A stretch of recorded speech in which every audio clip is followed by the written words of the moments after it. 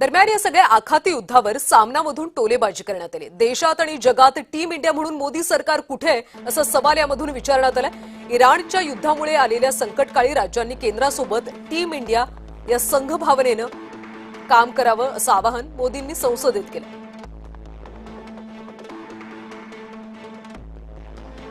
Iran युद्धाच्या पार्श्वभूमीवर देशात आणि जगात टीम इंडिया म्हणून मोदी सरकार कुठे असा सवाल यावेळी सामन्यातून विचारण्यात आला। देशात इंधन टंचाईच्या तीव्र झळात शेतीपासून उद्योगापर्यंत सगळीकडेच तडाखे बसू लागले। मोदी आणि भक्त भारताला विश्वगुरू वगैरे म्हणत असले तरी इराणच्या या युद्धामध्ये अमेरिकेने मात्र पाकिस्तानला शांतीदूत बनवलं।